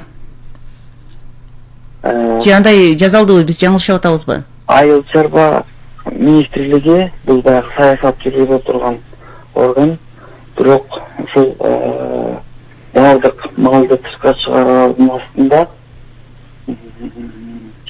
уруксат кагаздарын бере турган бул ветеринардык фитосанитардык инспекция. Мисалы үчүн тышка чыгып бараткан мал канча чыгып атат, кандай чыгып атат, Айыл чарба министрлиги билбейт аны. Буга уруксат бере турган орган бул ветеринардык фитосанитардык инспекция. Бул жерде бир чоң көйгөй бар экен да, биз маалыматты бардык ушул малдын экспорту боюнча ошолордон алабыз. И алардан маалыматы боюнча 2019 жылы ошол жана 1 миллион 6,5 миллионго жакын кой ичкинин саны боюнча бир 0,4% экспорт болгон да, 0,4. Где-то 25 миңдей. Амангелди Ирimiz малдар болсо ошол биздин 1 миллион 600 миңдин тереегиндеги ирimizdин малдардан болсо где-то 7 миңдей эле баш чыкты деп бизге цифралар келген да. А бирок ошол жана сиз айтып атпайсызбы, Айыл чарба министрлигинде анализ кылуу изилдедүү деп. Ошол анализдин негизинде карап көрсөк, бизде өтө чоң малдын саны тышка чыгып кеткен да. То есть 3-чү мамлекет бул Өзбекстанга. 3-чү мамлекет, 3-чү мамлекетте биздин баягы Евразиясынын алкагында болгондон кийин бизге ошол кошуна мамлекеттер Өзбекстан, Тажикстан, Кытай 3-чү мамлекет болуп калат. Ошол жака чыгып кеткен. Бул значит мыйзамсыз жолдор менен чыккан баягы эме көп болуп кеткен да. Анын үчүн биз ошо канча мал чыкканын точно санын билбей калдык да. Аябай көп чыгып кетти. Ошол жергиликтүү элдерден сураганда жөн эле күнүгө бир 100ге жакын машина чыгат. Ар бир машинанын ичинде бир 20-30дан бола мал болот экен. Көрдүңүздөрбү кандай? Айдап кирип кеткендер дагы болот экен. То есть бул жакта өтө контрабанда иши өтө чоң болгон да. Анан бул боюнча да кайрылдык биз. Бул боюнча кайрылганда ал жерде эми контрабанда экенин, ошол мал чыгып бараткан контрабанда экенин баягы финансы полициясы караган ошолордун мындай жооптор мындай болсо да, ошол машина контрабанда экенин баягы сотко барганда далилдеш үчүн аркы Өзбекстандын территориясына кирип, анан кайра бери карай сүйрөп чыкканда ошондо мы можем доказать, что это контрабанда. А так пока контрабанда экени бул недоказуемо дейт да. Өтүп кетмейинче. Өтүп кетмейинче. Анан айлабыз калбай калды, анан эмне кылабыз анан жапканда? Негизинен дегенде азыр жаппачы болсок бесконтрольный болуп, контроль жок болуп калып атпайбы таптакыр эле. Мисалы үчүн ветинспекция разрешительный документ берип коет экен, 20 күнгө карантинге коет экен, анан ары карай чыга беришет. А биздин жарандарыбыз ветеринарный контролдун дагы кагазын албайт. Бияктан базардан сатып алып эле, тияктан бир партнер тапкан, акчасын алат да күрүштөп ар жака киргизип жиберип атат. А эртеңки күндү ким ойлойт? Бул эми 6 айлык запрет болду. Бирок биз азыр күнүгө бааларды карап атабыз, күнүгө сиз айткандай анализ кылып атабыз. Эгер аябай эле катуу түшүп баратса, биз сразу ачабыз аны кайра. Нөлгө түшүп койгонго чейин карап отура бербейбиз. Биз күнүгө эмчүн дегенде биздин жанагы дейкандарыбыз, малдын өзүн баккан жана бакыш биздин дейкандарыбыз, фермерлерибиз. Вот ошолор күйүп атат да биринчи очередь. Ооба. Эмчүн дегенде алар малын 4 ай, 5 ай, 6 ай боордоп семиртип, анан жана посредниктердин колуна салып берип коет экен. Жана сиз эгер базардан барып этти алсаңыз, жанагы фермер ошол малды өстүргөн, эт кылып туруп берген базарда отурган сатуучунун ошол биздин фермердин ортосунда 2-3 дагы бир киши бар экен да. Посредниктер. Амангелди мырза, мына ушул ортомчуларды жок кылыш үчүн сиз өйдө жакта айтып аткан инспекциянын маселесин козгоп, мындай өкмөттүк жыйында көтөрсөңүздөр болбойбу демилгени. Ошол коррупцияны же болбосо мыйзамсыз сыртка ташып кетүүнү тыйыш үчүн сиздер мындай Айыл чарба министрлиги саясатын алып барабыз деп инспекцияларга баягы документин берет деп отурбастан ортодогу мындай биргелешип иштөөнү жүргүзсөңүздөр болбойбу ушул маселени чечиш үчүн? Үчүн болот. Биз бул боюнча ушул 2 айдан бери эле ушул запретти киргизгенге чейин жана сиз айткандай анализ деп атпайбы, ошол анализдин бир жагына кирет да. Биз баарын чогулттук. Ошол эле финансовый полицияны чакырдык, ошол эле ветеринарный фитосанитарный инспекцияны чакырдык, жанагы бааны караган антимонополия агентствону чакырдык, Минэкономду чакырдык. Бул эми Айыл чарба министрлиги бул айыл чарба багытындагы саясатты алып бара турган орган. Ал бааны өйдө ылдый түшүп атканда, өйдө болуп барса регулировкалап турган орган антимонополия деген бар, Минэконом деген бар. Ошолдон алардан дагы сурадык, кандай кылабыз. В общем, өкмөттө бизде баягы коллегиальный да, мисалы үчүн Айыл чарба министрлиги жалгыз эле бул токтомду чыгарып койгон жок. Бул токтом чыгыш үчүн өкмөткө барат, өкмөттөн ар бир министерстволорго, ведомстволорго кайра түшөт согласованияга, макулдашканга. Ошол ар бир ведомство бизге макул, жалпы деп кол коюп беришти. Ошонун негизинде анан премьер-министр кол коюп атат. Бирок бул дагы бир жолу айтып кетейин. Убактылуу 6 ай деп чек коюп койдук. 6 ай деп чек коюп койдук. Бирок ошол 6 айдын ичинде биз может эртең 1 айдан кийин болобу, 2 айдан кийин болобу, бул запретти кайра алганга ошондой деңгээлге, ошондой убакыт ошондой убакытка алып келе турган болсо, биз моментально кайра ачабыз. Амангелди мырза, мына ушул жерде дагы бир суроо. Министр Тилек Токтогазиев ушул жерде асыл тукум малдар сыртка чыгып кетип жатканын, эгерде эксперттер ушундай темп менен сыртка малды чыгарып отурсак, эртең азык-түлүк коопсуздугу жарала тургандыгын, биз мынчалык экспортту жасай албай турганыбызды айтып атат да. Чындап эле ушундайбы? Бизде мал көп деп айтканыбыз менен эгер ушунчалык көлөмдө экспорттоп отурсак, бат эле ички рынокто мал түгөнөбү? Өзүңүздөр билесиздер, мына баарыбызга эле угуп атат, Өзбекстанда чоң субсидияларды берип, Азиатский банк развития буларга $150 миллион берилген. Ушул айыл чарбасындагы мал чарбасын көтөрүү боюнча, эмчүн дегенде Өзбекстанда бүгүнкү күндө 600-700 сом тегерегинде 1 килограмм. Анан ушул мал чарбасын көтөрүү боюнча булар чоң кредит берген, субсидия берген. Андан кийин карап туруңуз. Бул кредитти алар иштетип баштаганда көбүнчөсү малды алар Казакстандан алып башташкан да. И Казакстан муну байкап калып сразу уже Черняевка менен айда кирип аткан байкап калып, аларда жана сиз айткандай анализ кылып турган жапкан булар дагы. Полный жапкан. Анда буга келсек да, андан кийин мына бизге келди. Биз баягы мындай айтканда рынокты эч качан мамлекеттик рычагдар менен көзөмөлдөп болбойт. Ооба. Ал өзүн-өзү рынок өзүн-өзү жөнгө салыш керек. Жолго салат да. Ошон үчүн биз карап турдук. Бирок биздин полномочия жеткен жок. Эмчүн дегенде жана биздин баягы орусча айтканда нерадивый предпринимательдербиз. Өзбекстан менен контракт түзүп алып, жактагы контрагенттер менен. И жанагындай жолдор менен алып чыгып кетти. Биз ошого ээ боло албай калдык. Мисалы үчүн Айыл чарба министрлигинде андай рычагдар жок. Андай возможность жок, ошол контрабандистте. Не только андай контрабанданы кармаганга. Малды тышка чыгып бараткан биздин дыйкандарыбыз, фермерлерибиз болобу, жанагындай посредниктерибиз болобу, контрабандисттер болобу. Минсельхозго башып да кетпейт. Айыл чарба министрлигине. Разрешительный документ, жана улуттук документтин баарын башка жактардан алышат. Ошол эле таможнядан алышат, ошол эле ветинспектордон алат.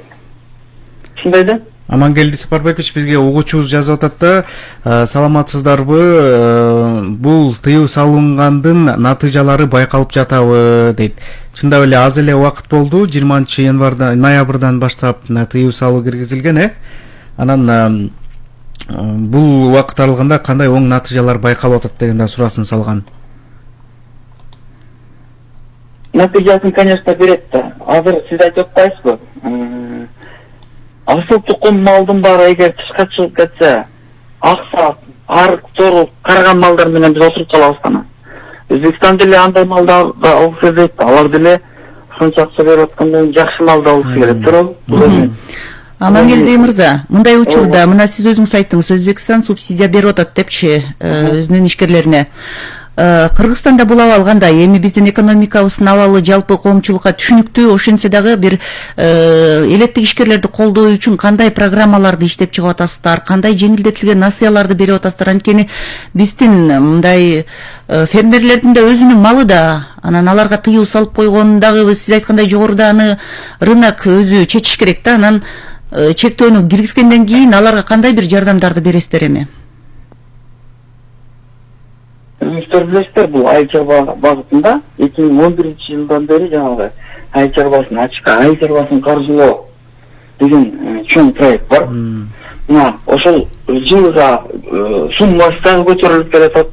И ошол биздин ошол кредитти, жеңилдетилген кредитти алган дыйкан фермерлерибиздин дагы саны көбөйүп келатат да. Мына карасаңыздар, 2019-жылы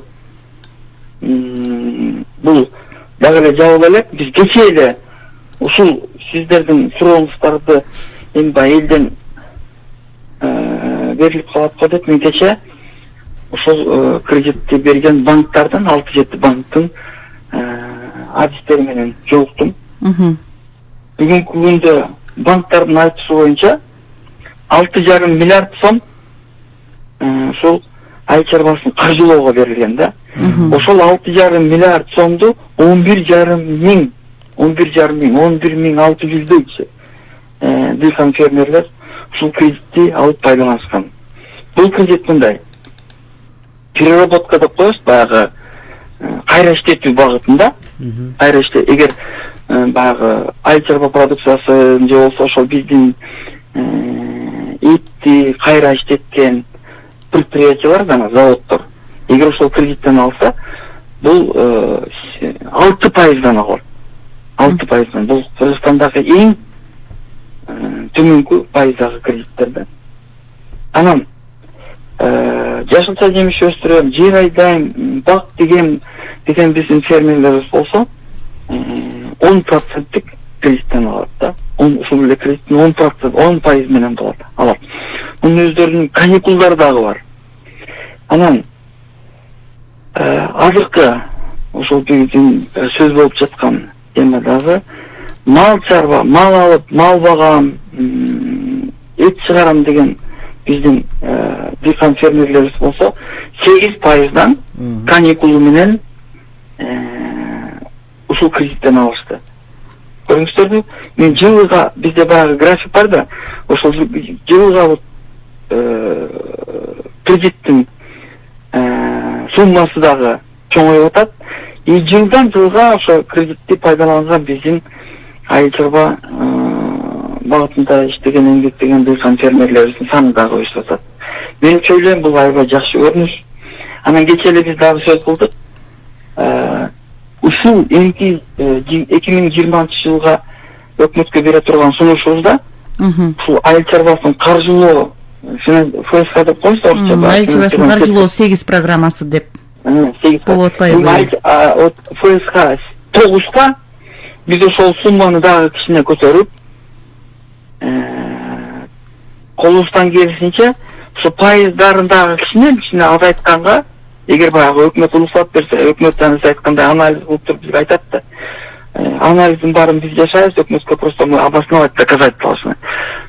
Ошондо сумманы кичине көбөйтүп, анан бизде мына кечээки күндөн баштап дагы эмелер болуп атат, ушундай нюанстар болуп атат.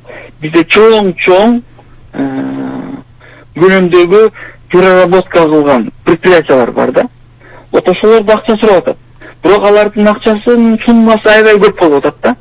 Анан аларга бирөөнү эле берип калсак тиякта элдер калып калат. Ошон үчүн биз приоритеттүү түрдө бирден экиден кылып, ар бир областтан бирден кылып жанагы чоң предприятиялар бар. Ошолорго дагы ушундай жеңилдетилген кредиттен берели деп аталды. Мисалы үчүн бизде азык-түлүк коопсуздугу боюнча жанагы өсүмдүк майын тыштанап келебиз, почти 80% тыштанап келебиз. Биз өзүбүз 20% менен камсыздай алабыз да. Анан биз эми баягы ойлонуп баштадык да, өзүбүз обеспечивать этсек, биз импортко карабайт элек. Өткөндөгүдөй пандемиянын убагындагыдай границанын баары жабылып калса, коркунучтуу абалдар пайда болот экен да. Ошон үчүн ар бир мамлекет эле ошого далалат кылат, бирок баягы неизбежно экен да, баягы импорт кылгандан. Ушул өсүмдүк майы боюнча, мисалы үчүн Жалал Абад областында бизде бир Дом-Ата деген чоң завод бар. Ал жылыга бир 80 000 тоннага чейин семишкени переработка кылып, Кыргызстанды полностью ушул суу май менен обеспечивать эткенге бизде мүмкүнчүлүк бар экен да. Муну сиз айткандай биз анализ кылып чыктык. Эмне үчүн дегенде, мына караңыздар, бизде уже практика бар. 2017-16 жылга чейин биз кум шекерди 80%-ын тыштанап келчүбүз. 20%-ын өзүбүздү камсыздачыбыз. Мына ошо Евразияске киргенден жана РКФР жанагы банктын жардамы менен жана биздин Кайындыган, Кошойкан кредит алышып, 2 завод иштеп баштады эле. Кум шекерди биз өзүбүз полностью 100% уже камсыздап калдык. Бирок мына ушул жерде дагы маселе жаралат да. Мисалы жердин баары жеке менчикте болуп атса, анан ошо дыйкандарды эгерде реалдуу колдоо болбосо алар экпейт да, анткени баасы чыкпаса. Мисалы үчүн суу майды өзүстү камсыз кылыш үчүн анын баасы чыгыш керек, туурабы? Дыйкандар баасы болгон учурда, анан сиздер ошо алдын ала баа кандай болот деп дагы дыйкандардын суроосу болсо жооп бере аласыздарбы? Бүгүнкү күндө туптур айтасыз, бүгүнкү күндө суу майдын баасы өтө эле көтөрүлүп атат. Биздин анализдин цифрларын карап көрсөк, бул биринчи очередь баягы дүйнө жүзүндө болгон, бул жалгыз эле суу май эмес, бизде деле эмес, дүйнө жүзүндө көтөрүлүп атат бул продукция. Тем более бул семишка, бул биржевой товар да. Анан бул түздөн-түз ошол доллардын көтөрүлүшүнө байланыштуу экен. Экинчиден, ошол чоң державалар жанагы ушул Россия Федерациясы буудай өндүрүү боюнча, ушул суу май өндүрүү боюнча чоң державалардын бирине кирет да. Украина, Белоруссия ушул. Анан быйыл ошол мамлекетте баягы түшүндүрүүлүк өтө аз болгон да. Ушуга байланыштуу болуп кетти. Биз кечээде ушул ушул биздин импортерлор бар, ошолор менен банктарды жолуктурдук да. Алардын ортосунда кичине иштери бар экен, ошолорго кичине баягы жардам берүү багытында. Анан алар кичине кредит сурап атат. Пандемиянын убагында баягы границалар жабылып, импорт чыкпай, импорт кирбей, экспорт чыкпай, бир топ кыйналып атты элек. Анан импорт кирбей калса, биздин өзүбүздүн запастарыбыз күнүгө түшүп баштады. Пандемиянын убагында билесиздер, жазы күнү эле кампаларыбыздын баары бошоп, запастарыбыздын баары азайып баштады. Жазы күнү баары барды эле. Бизде ушундай да. Анан ушул биздин жана мукомолдорго биз буквально 1 жума 10 күндүн ичинде ошол эле ФСХнын ичинен КСКнын ичинен жеңилдетилген нацияны бердиңиздер. 800 миллион сом алып берген. Ошол биздин предпринимательдерге, импортерлорго биз мындай жакшы ыраазычылыгыбызды билгизгим келет да, мен ошол нерселерин көрүп бердим, ошол үчүн. Амангелди мырза, мына тилекке каршы дагы көптөгөн суроолор калды. Бирок бизге бөлүнгөн убакыт дагы аягына чыгып атат. Атайын убактап биздин суроолорубузга жооп бергениңиз үчүн ыраазычылык билдиребиз. Биз менен түз эфирде Айыл чарба тамак аш өнөр жай жана мелиорация министринин орун басары Амангелди Исаев болду. Биз уктурубузду жыйынтыктап жатып, мына урмат кичине сөз кыла кетсек, мына ушундай үчүнчү өлкөлөргө айыл чарба продукцияларынын айрым түрлөрүн экспорттоого тыюу салынгандан кийин базарда баа, мисалы үчүн кой, ири мүздүү малга, жылкыга 2-3 миң сомдун айланасында түшүптүр да, төмөндөптүр. Бул боюнча ошо өкмөттүн Ош областындагы ыйгарым укуктуу өкүлү өзү жер-жерлердин баарын кыдырган экен, маалыматтар таратышты. Бирок базардагы эттин баасы түшкөн жок. 400 сом. Мал арзандагы менен эттин баасы ошол эле бойдон. Жакшы сулуп эттер 500 сом бойдон калып атат. Муну дагы жөнгө салат. Тийиштүү мамлекеттик кызматтар карап жөнгө салат. Эми азыр калктын күткөнү эле ошол азык түлүктүн, ошол этке болгон баанын төмөндөшүн байкоо салып, ошону күтүп турат. Анан бул үчүн дагы бир аз убакыт керек го деп ойлойм. Анан жогоруда сиз айткандай эле ошол тиешелүү мамлекеттик органдар дагы муну жөнгө салып кайра калыбына келтет деген ишеничибиз бар. 8:30 таңкы бурулуш программасынын бул бөлүгү соңуна чыкты. Назира Молдокулова, Урмат Жээнбеков кызматта болдук. Сиздер менен амандашабыз. Ардактуу угуучулар, таңкы бурулуштун негизги маселесине 5 мүнөт убакыттан соң айыл чарба министри Тилек Токтогазиев келет. Программабыз орус тилинде өтөт. Биз менен бирге калыңыздар.